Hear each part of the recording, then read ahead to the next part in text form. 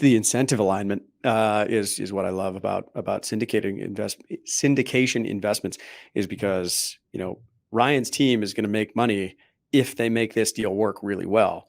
And so they're highly incentivized to make it work, because if they don't hit an 8% return to their investors, they're basically doing all this work for free.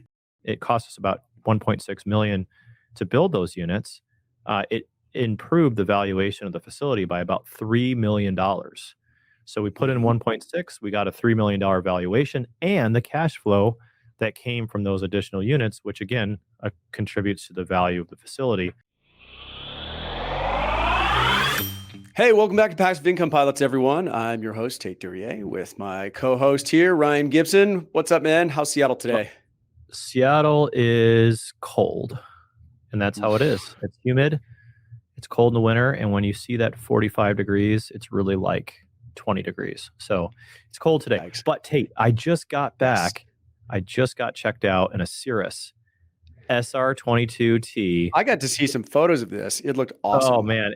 Super fun. I flew out to Atlanta, jumped in a Cirrus. Oh my God. I don't know if anybody's ever flown a Cirrus on here. Probably lots of listeners have. But man, that plane is a ton of fun. It's got a twin turbo in it. It's got a weeping wing, which is a fancy way of saying it does anti-icing, not de-icing, but anti-icing. And it has oxygen. First time I ever used oxygen in a small aircraft. And then it pretty much is awesome. I mean, we were cruising around 200 to 250 knots across the ground, depending on the tailwinds that day. And we got to go see my portfolio on the East Coast. So we went up to Chattanooga, Louisville, Madison, Waukesha, Wisconsin, over to North Carolina, down to Florida, up to Georgia, and then I airlined back home. So super fun. And this was because you just brought on a president of FreeUp Storage, right? Which is your national storage brand. Yeah. So like, I think as an aspiring pilot, I always had dreamed of having my own plane and going and see my own projects. And we sort of got that dream to come true.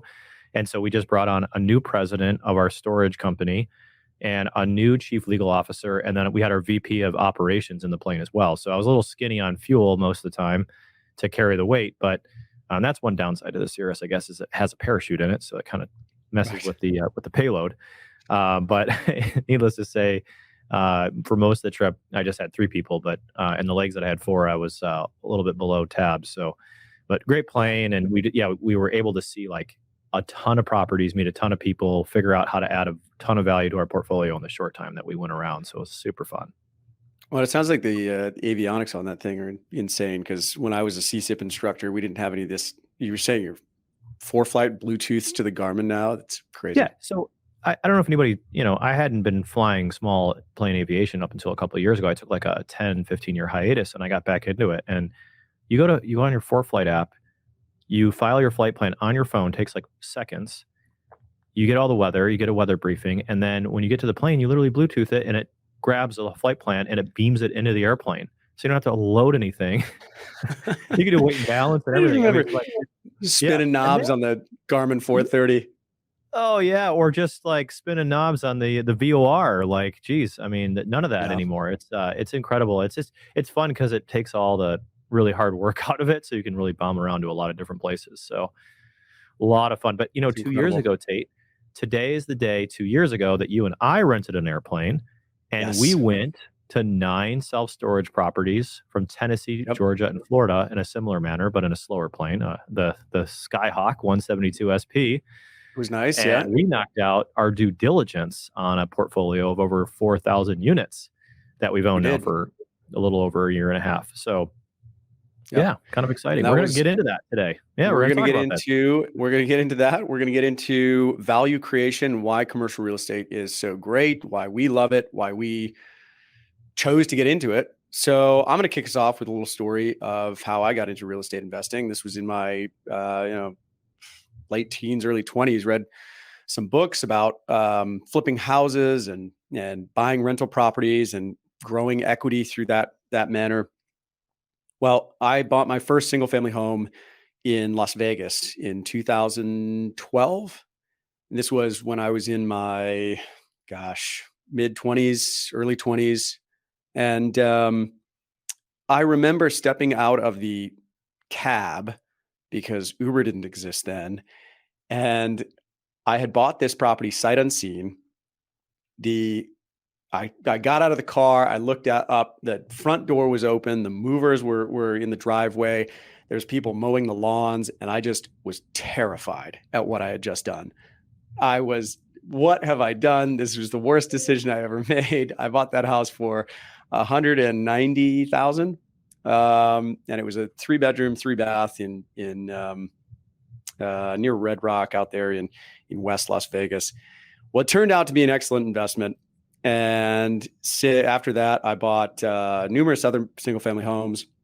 And then I ran up against the same issue that a lot of real estate investors, aspiring real estate investors, run up against, which is realizing that, for every additional home you buy, you have an additional water heater and garage door and roof and yard and all of these things that have to be managed.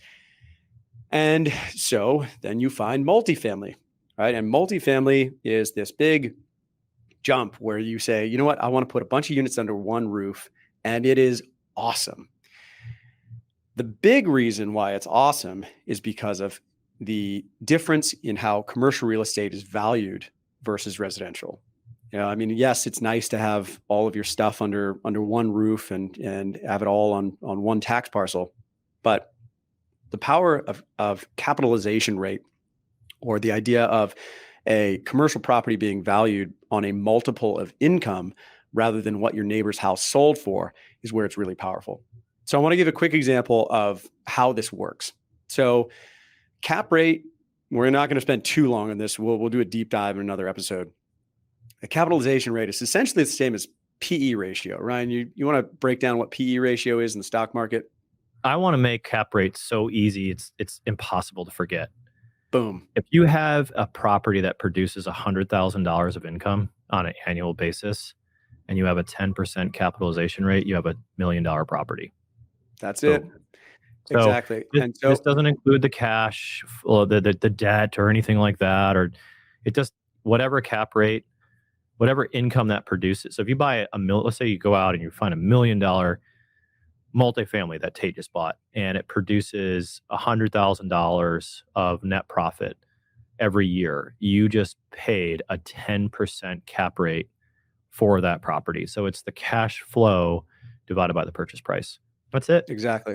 That's it. Exactly. It doesn't matter what debt's on it, right? Because the debt is in the eye of the beholder. It's just taking the total profit and dividing into the purchase price. That's your cap rate.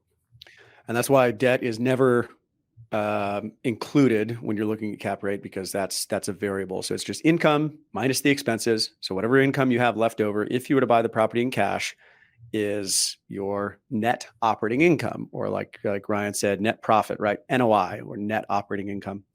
So if the going cap rate in a market is 5% and you have $100,000 of net operating income, then you would have a $2 million property, right? Because 5% is 1/20th of the value. Same thing as PE ratio in a stock. If you're familiar with that, if it trades on a 20x multiple, it's the exact same thing as a 5% cap rate.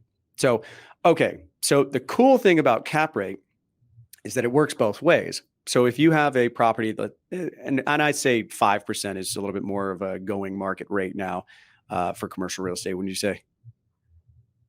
So we'll use that. Yeah, 5% is probably pretty accurate. Probably depending on fair, the asset class, ballpark. location.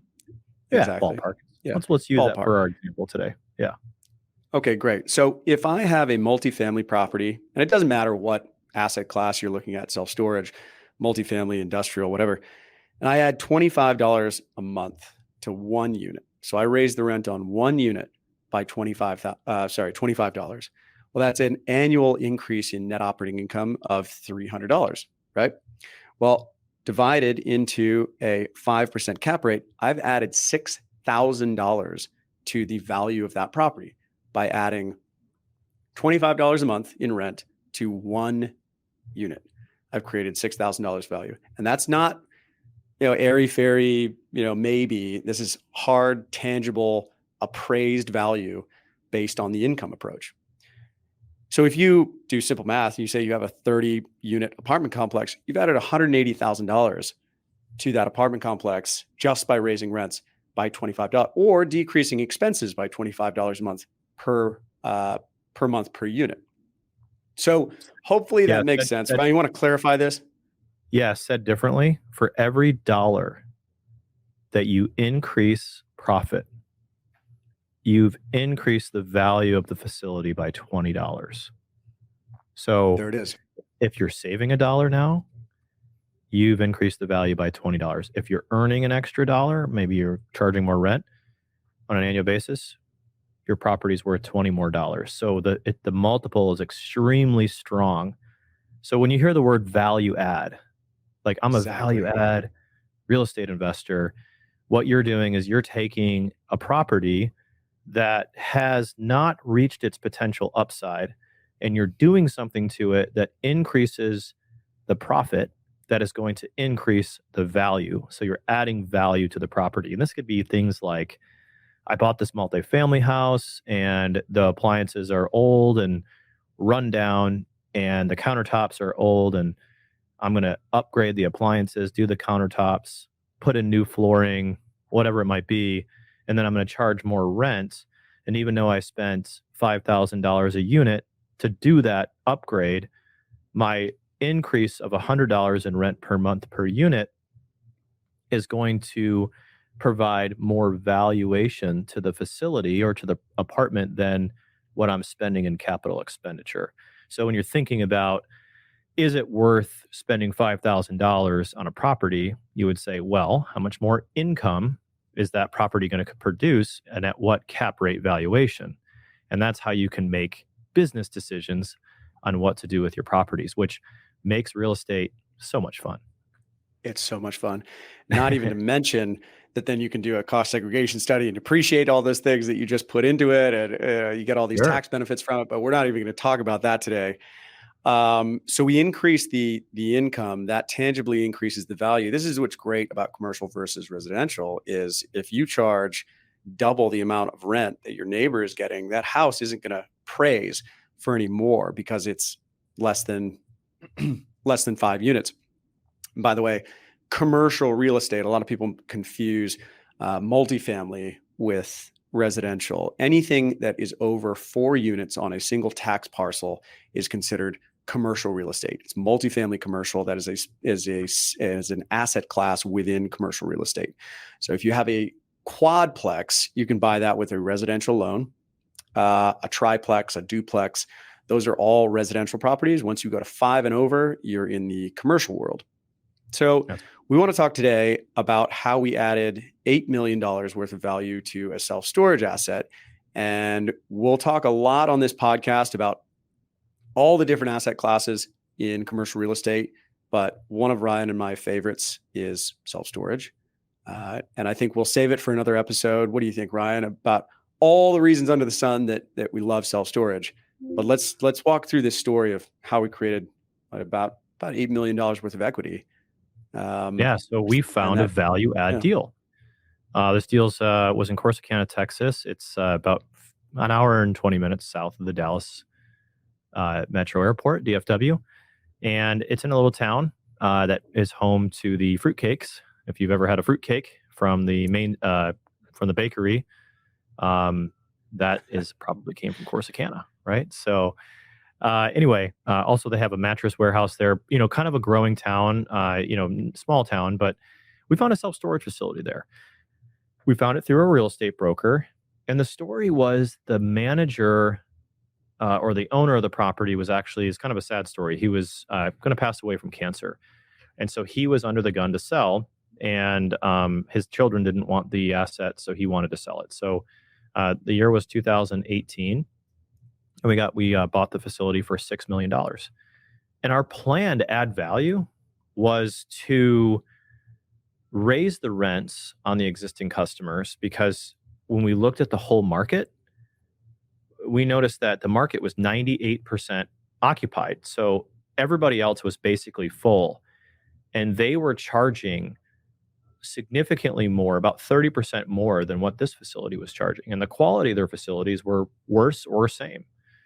So we looked at what's called the rent roll, and we said, hey, we can raise these customers' rents from $20 or $30 a month for a smaller unit to maybe $50 or $60 a month. And when you do that over 800 units, that's significant value when you consider the NOI and the cap rate, right? The net profit we talked about earlier, dividing it by that 5 cap.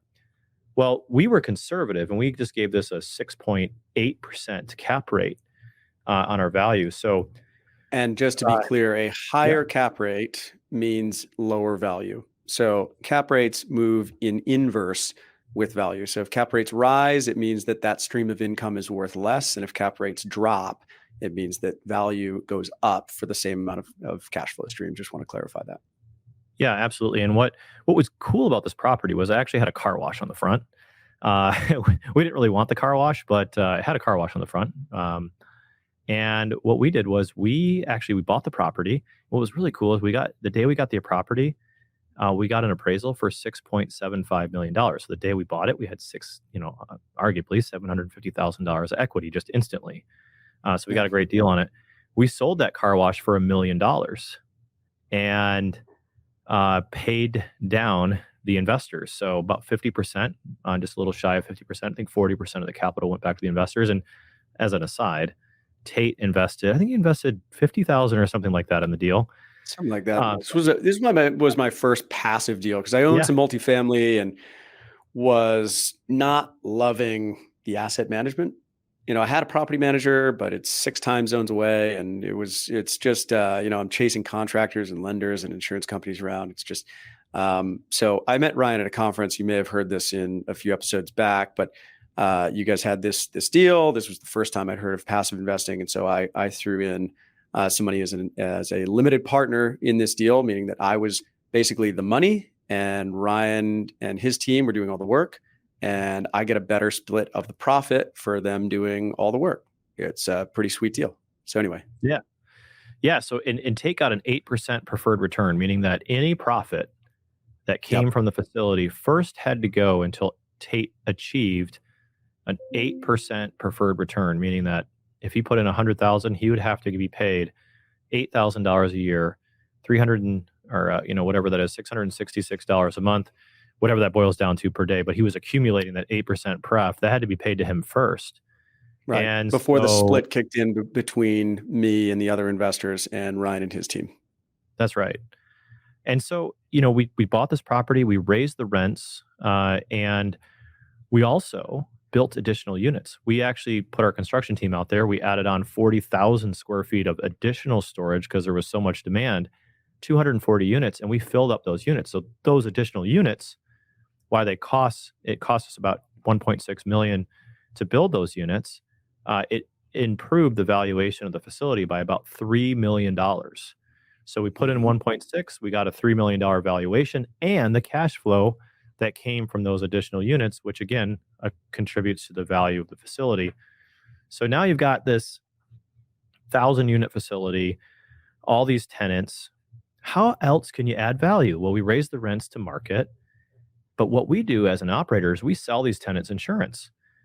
So we will require all the tenants to have rental insurance, and we actually get a split of that profit with our preferred lender. So we get 70% of the profit that comes off the insurance. So all these customers had to pay $13 to $18 of insurance, and we're taking 70% of that revenue and sharing it with Tait. So that's another way we added value, and almost at no cost. So think about 1,000 people paying roughly $13 a month. You can do the math here. I'll do the math for you. $13,000. 13,000. That's times a month times 12. Yep. And you divide that by, I don't know, let's just say a 5% cap rate. Well, you've just added $3.12 million worth of value. Yep. That's the magic of commercial real estate. Property. Yeah, $3 million. We added insurance, $3 million. We raised the rents, probably another $3 million, $2 million, call it, plus some expenses in construction, et cetera. So that's how we added $8 million of value. So now the facility is being sold for roughly $14 million. We bought it for $6 million. And remember, we already returned back $1 million from the car wash. So when the car wash sold, we returned that back. Sorry. Yeah. I was going to say that sounded high. I did the math wrong. $260,000. My mistake. So 13,000. No. It was 13,000 a year. 12. No, you had times the math 12. right. Yeah, I had the That math times right. 12. Okay. Yeah. Okay. All right. Just wanted to make sure, fact check myself here. Now the reality is that not everybody takes our insurance plan. So maybe you can take about 70% of that number. I mean, again, we're not trying to do a bunch of brain damage on this podcast. We're just trying to Right. paint the picture of how do you add value in storage? How do we Right. add value to this specific property? And how do you get a bigger valuation? So when another group comes in to buy this property, they're going to say, wow, you're getting all this income from insurance. You're getting all this income from rent. You're getting all this income from this additional units. The market is a 5% cap rate. We're willing to pay you the income that comes in on an annual basis divided by the cap rate. And that's how this value is created. It's not, Right. oh, I like the latches on your doors and the concrete in your unit and the color paint and the countertops in the office. It has nothing to do with anything. It's all about the income that we're producing on this asset and what the market cap rate is. And so that's how we created a ton of value. And by the way, we've been cash flowing. So every month Tait gets a check in the mail from this facility of about how much? How much did we? So it's been like I think it's about 9% for the last year, 9 or 10%. Yeah. Yeah, and that's after we've even sent back about half your money. So it's been pretty good. Yep. Yeah, from the car wash sale. Yeah. Yeah. Yeah, it's pretty good. So yeah, I got half my money back during the car wash sale, and then or thereabouts. And then there's another 9, 10%, 8, 9, 10%, something like that. Based on the 25. I'm sorry, based on the 50 that I invested. Not based on, my reduced capital account. So it's pretty sweet. When you get a return of capital from a refinance or a sale of some of the property, your basis is not diluted. That's right. But in any case. And here's the best part. Have you ever been to this property, Tait? I haven't. I've seen a bunch of drone footage. Have you ever done any work on this That's property? the best part. Yeah. Haven't lifted a finger. You haven't been there. Are you familiar with how many water heaters are at it? I am actually. I think there's one. I have no clue. No clue. And that's the beauty. I've been there a couple times, but we have a big team that manages the property. We have a store manager that's there. We got an ops team. So again, this is I do all the work. Tait makes all the money. And when Tait makes his money, then I start splitting money after that. And that's syndication in a nutshell. It's right. It's like you find an operator, somebody who's successful in real estate and you can trust. Really, really important. You kind of look at, do I like the market? Do I like the asset class? Do I like the operator? That's your funnel, right? Market, asset class, and operator. Those are your three criteria. Tait, got to know who I was. He put his trust into me and my company. My company found a good asset in a good market. And we were good operators. We performed really well. And so Tait got to benefit from those profits. And then now that we've paid him, now any money that comes in, we get to split. So since we've achieved the preferred return hurdle, I'm actually benefiting from cash flow in that investment as well, because anything after an 8% pref, that gets split with Tait and myself. And that's pretty typical in a syndication. And that car wash sale, how that gets handled is really important. When you're thinking about a syndication, you want to ask the operator, hey, what happens if you refinance this property? What happens if you sell a portion of this property? How does that money get handled? And we talked about the preferred return. That comes from cash flow from operations. So like those are customers paying us every month or insurance money coming in. But when you sell a portion of the property, that's called a liquidity event. Or when you refinance a property, that's called a liquidity event. And in that case, Tait got his preferred return, if there was any accrual left, paid down, which I don't think there was. I don't think there was, but it's important to note that usually a syndication deal does not hit the pref in the first few years. So just because it says an 8% preferred return, the first year might be 0. It might be 4, 5, 6, whatever, but you don't lose the deficit. That rolls over to future years and it's still owed back to you. Yeah, sometimes it's on investor dashboards, you have a preferred return accrual balance. So you can see how much has accumulated and how much you're owed before there's any splits with the sponsor, which is really important. And a sponsor is just another fancy word of saying the operator or the person who's in charge of the deal. Right. So when that liquidity event happened, Tait got his principal back, some of his principal, about 40% of it. And then his money that's in there now, he still makes income on that. It's still split. But we get some of it because we've kind of done our job to a certain extent. Right. We haven't completely done our job because we haven't sold the property yet. But now we're kind of, it's incentive aligned to benefit the investors first. And then we start getting a little bit of money once a certain threshold has been hit. And so we're sort of paid on the backside. So there's a good alignment for investors to come into a syndication typically, right? You got to make sure you do your due diligence on that. Now, when the property sells. Yeah, it's incentive alignment. This is what I love.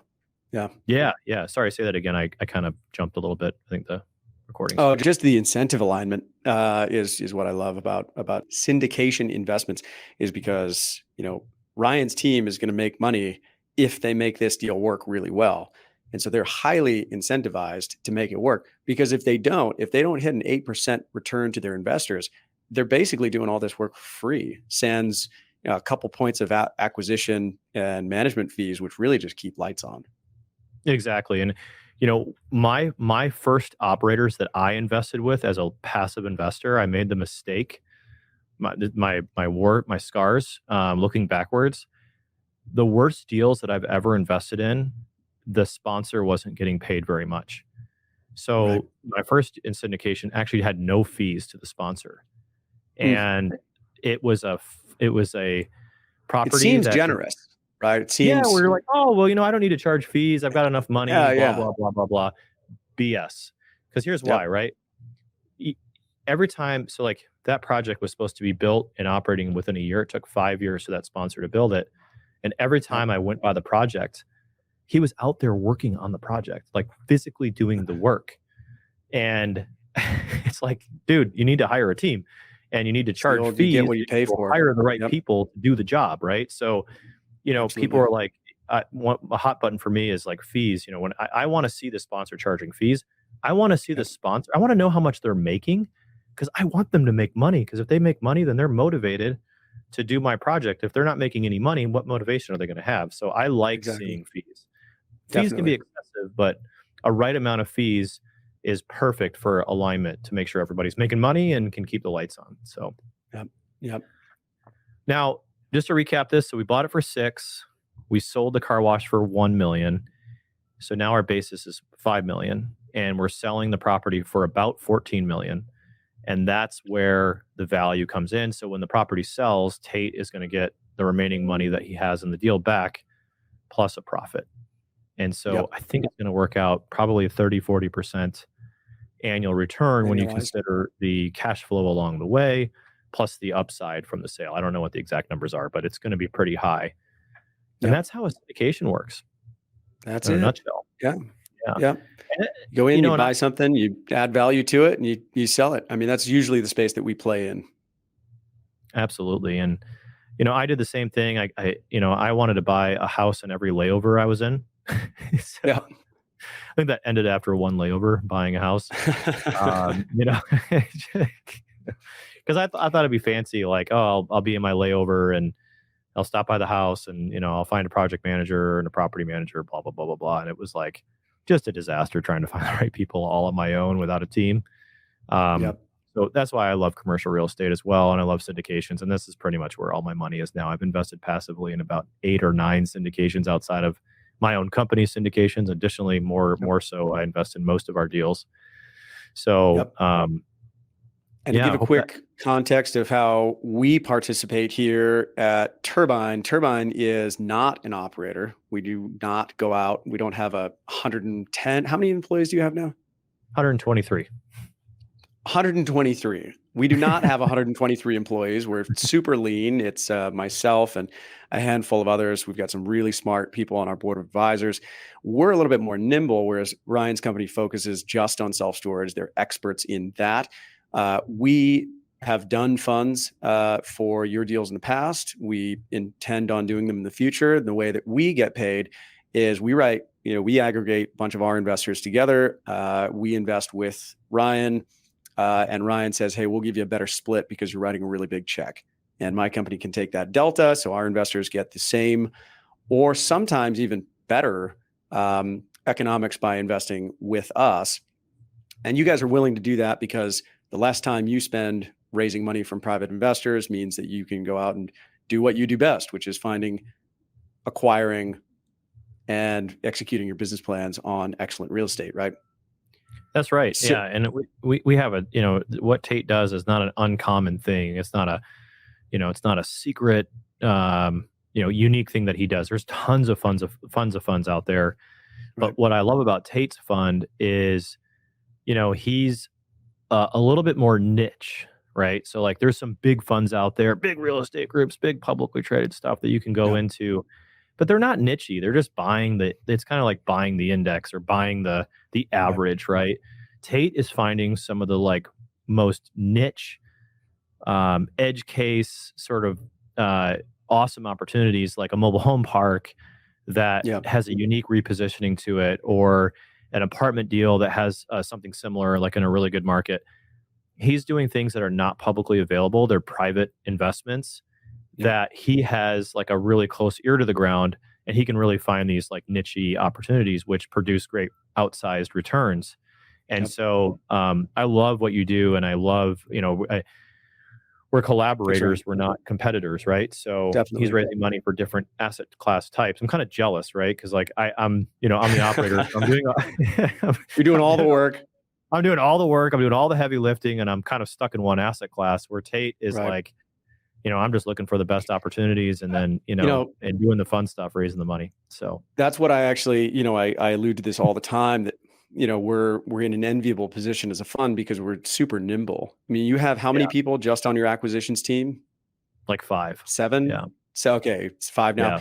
I mean, 5 people that just take brokers to lunch and cold call owners to try and turn over rocks and get deals, right? So if Ryan wanted it just one day, for example, I don't think this would ever happen, but said, hey, self-storage sucks now, we want to pivot. It'd take you a decade to build a team around a different asset class, right? And to build the relationships and you're nationwide, but a lot of syndicators are specific to a single geography. Right. So if they say, okay, Austin is overheated, we need to go somewhere else, it takes a long time for them to spool up in a different geography. Whereas we work with top tier operators in multiple different asset classes. And we kind of do the same funnel where it's like, asset class, market, operator, deal. And we have a very, very smart board of advisors that looks at these deals with us. Our CFO is, Grant Cardone, CFO. He looks over the underwriting, which is the numbers analysis, and does all of our quantitative due diligence. So you're getting a very scrutinizing third-party opinion before it goes on our platform. So of course, these operators are doing their due diligence on these deals before they offer them in the first place, because their goal is to make money, and they have to pay usually a preferred return to their investors first. So they're doing DD, but then we're doing sort of third-party DD on top of that, and then just getting better economics for large check size. So anyway, that's how it works. Yeah. So if you want to sign up for Tait's list, you can go to where? Turbinecap.com. Turbinecap.com. If you want to invest in one of our deals, you can go to our list, Spartan and -investors.com. Yep. Get on. Highly encourage you to get on Ryan's list, get on our list, and look at the deals that come across the table. Another thing too is like, I've had friends that have sat on my list for like 5, 6, 7 years. There's never any pressure. There's not. You don't have to invest. And then all of a sudden, 5 years goes by, and they say, hey, all my student loans are paid off, and got a house, and I'm in a better spot, and I just got a promotion at work or whatever, and they say, hey, I'm in. And I encourage people to do that. Jump on a bunch of people's lists. I mean, we had Jeremy Roll on a podcast, and I loved what he said. He's like, go on CrowdStreet, Yield Street, whatever, and like download all their things and look at what's happening in the market and what other people are doing. And that way you can kind of be like, it's kind of like learning how to read a METAR or a TAF. It's like, now you can just glance at it and know exactly what's going on in like 10 seconds, right? So that's like reading what's called an offering memorandum. Is, in these commercial real estate deals, you can become more familiar with what they look like, increase your deal flow, become more familiar with what's out there. And, and the first step in that is just to get on one of our lists. And here's the other thing. You may want to get into this on your own. You might say, hey, I'm thinking about becoming a full-time real estate investor. And you learn a ton from the content that Tait puts out and the content that Spartan puts out. We have a meetup group. We have webinars. It's another piece to the puzzle in your journey to learn about investing. And so even if you're not going to invest, it's a great place to hang and see what's going on and learn about different things. So I would say, investing or not, it's always good to get on a distribution list and just kind of see what other people are doing. So I love it. Love it. yeah. Well, that's how we create value in commercial real estate. I hope that sort of explains why you might see, I know that some people, when they see a projected return of 18%, they go, that seems too good to be true. It's just math, and it's usually fairly conservative. Yeah. And here's the thing. Here's the reality too, because I hang out in a lot of institutional forums. 18% is really good, and there's more and more investors moving to that. And I just want to touch on this really quickly before we sign off. Yeah. I mean, the traditional portfolio is 60-40, right? 60% stocks, 40% bonds. And I just listened to some very big institutional shops say that's broken, right? That's done, right? Because people are going into these private placements or these syndications that me and Tait are talking about that we did together. They're starting to allocate more and more funds to these syndications. Right. And 20-30% over the last 5 years, annualized returns are not uncommon, right? Because real estate did really well, and real estate tends to continue to do really well. But what you're trading is liquidity, right? You can put your money in the market and you can pull that money out, but you're trading kind of that liquidity option. That's why you get a premium on this money. So I do want to clarify that a little bit. I mean, these deals do really well, and they're really niche-y, and it's a way to get an outsized return based on your risk, but you're also in illiquid investments, meaning you can't call up Tait and say, I gave you that 50 grand last year, but I need it back. It's not there, right? So these are illiquid investments. You can't trade them on the market. You can't sell your position to somebody else. They're illiquid. So you should expect a premium on these types of investments because they're illiquid investments until the asset sells. Yeah.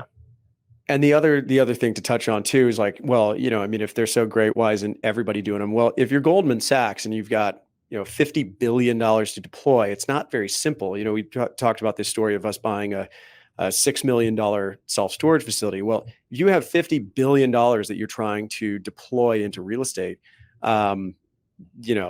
it's just not going to happen. I mean, you can't go down to this small of a level and extract value on a property by property basis if you just have that much capital to deploy. And that's why there's trillions and trillions of dollars globally in low and sometimes even negative interest rate bonds. Yeah, and it's interesting too. You can go to forumsd.com, and there's over 19,000 syndications that happen every single year. There's over $3 trillion raised in this space. What's interesting too is there's actually more syndications. There's more unregistered syndications. That's what we're talking about. That's what Tait and I did. Unlicensed, unregistered syndications, neither approved or disapproved by the SEC. Then there are registered securities. What we mean by registered securities is essentially IPO'd. So it's a publicly traded security. So there are more private placements now in the U.S. than there are, opportunities that are public, that are technically registered under the Securities Exchange Commission. And these used to be country club deals, right? This is used to be like, I know a guy who buys real estate and, his stuff fills up really fast. So if you got to be on a short list and you got to invest a lot of money. And what's great is in 2012, the Jobs Act came out and it allowed us to advertise these deals. And that's why I think you start seeing more of them, because now you can actually go public and advertise these deals so long as your investors are accredited. Yeah. Correct. So this is this brought in the 506C SEC exemption, which this was the Obama Jobs Act that allowed for crowdfunding. And I think the term is general solicitation. It means that you can tell somebody that you don't already have a pre-existing relationship with about the deal, which prior to 2012, that was illegal. You had to know someone to tell them about your deal. That's right. Yeah. So a lot of information here. Just wanted to kind of paint the landscape of, how Tait's fund works, how our fund works, how we add value to commercial, just kind of another flavor to this conversation with single family versus multifamily versus self-storage, whatever it might be. But if you want to learn more about this, I actually have an ebook on this, and I'll link this out in the show notes.